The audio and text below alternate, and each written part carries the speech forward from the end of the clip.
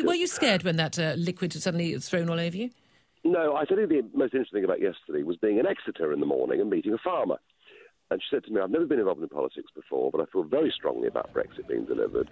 She said, I was out this morning in Exeter giving out some leaflets, and there were people coming up to me, she said, shouting in my face, using the F word, the C word, calling me a Nazi. And she was really, really shaken by it.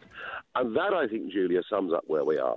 There is a new radicalised group of people out there who believe that their opinion is morally superior to the 17.4 million, and they're prepared to say and do almost anything to get their way. And this is happening because democracy only functions in a civilised manner if you have the loser's consent at elections. Senior figures in British public life have refused to accept the referendum result, and that's why politics is the nasty place that it is. The reactions to other people getting a milkshake, we've seen the UKIP's Carl Benjamin, English Defence League, former leader Tommy Robinson as well, suffering similar attacks. Quite a lot of glee from people, this difference between punch a Nazi, throw a milkshake over someone you disagree with, it's fine. The reaction when the likes of Anna Soubry from Change UK, when she was barracked and shouted at, I thought completely unacceptably outside the House of Commons from protesters there, very different. People were outraged, people were shocked. They across the board, everyone was very critical. We haven't seen that in response to you being attacked, have we? No, and don't forget, I've had nearly 6 years of this. I mean, this has been going on for a very, very long time. But when it's me, no one cares. When someone says a few nasty words to the blessed Anna, suddenly the police are involved. I mean, there we are. They're the double standards that we have. But there is a broader, more important point, and that is that we need to have democratic debate taking place within sensible confines. Last week I was in Merthyr Tydfil last week in Wales, and there were groups of people lying in the road to stop cars coming in to attend our meeting. Our side of the argument would never, ever do that. We might disagree with people's point of view, but we believe in a democracy.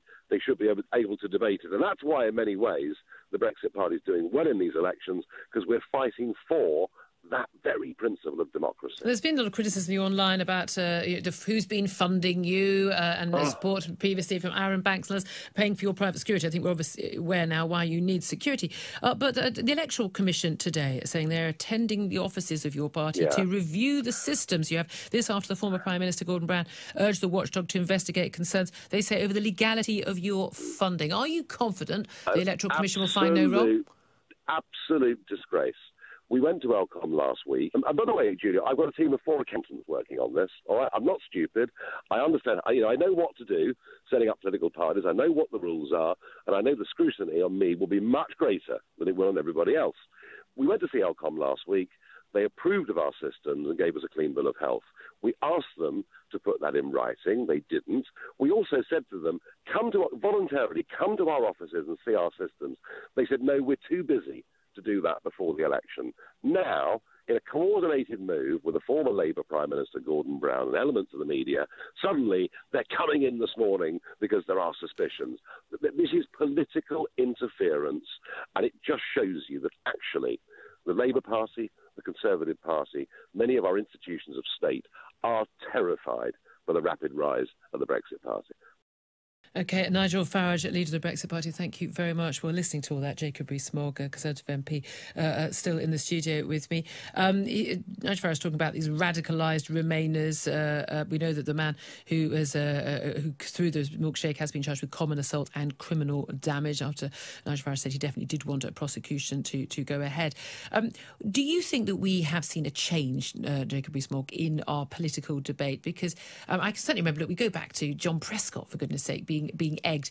And the big debate then was whether or not he was right to have punched a protester back. I was very fully on his side. You want to go around throwing stuff at politicians, I think you should expect to get a violent assault back, frankly. But do you think our political discourse has changed? And if so, for the better or the worse? I think it fluctuates. That you can go back to the Duke of Wellington, who in old age, when everyone was saying how marvellous he was, would point to the iron shutters at Apsley House, which he had because of the stones thrown through his windows in 1832 in favour of reform.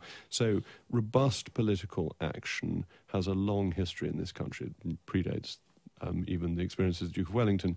If you think of political debate in the 1950s when people went round from village hall to village hall and were heckled and had tomatoes thrown at them. This has happened in the past, but that doesn't make it right.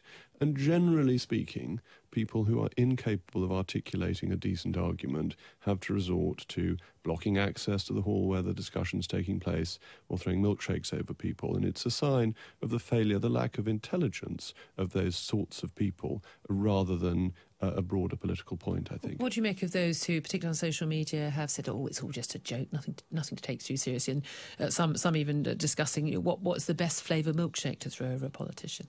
I But think Burger King tweeting out, "Hey, we've got lots of milkshakes on sale this weekend," as they did when the Brexit Party were in Scotland. I think inevitably people laugh at politicians. Politicians are partly on a public platform to be laughed at, and it's Much to be encouraged. a healthy part of our democracy. On the other hand, throwing things at people is not to be welcomed or encouraged and is unpleasant and intimidatory.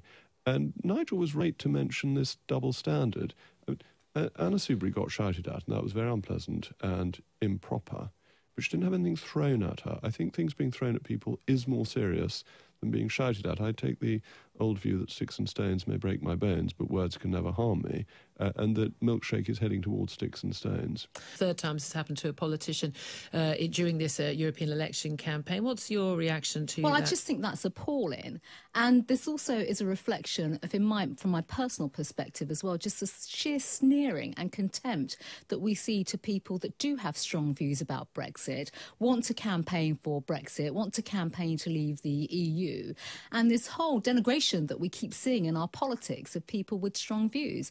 There's no place in our politics for that. And I genuinely believe as well that when you see attacks on MPs and politicians, that's wrong. We live in a democracy. We live in a free society, and that's a great value, that really is. And we should continue to uphold those values and work hard to ensure that our democratic institutions work and function. And I think it's fair to say right now, all of that is under question.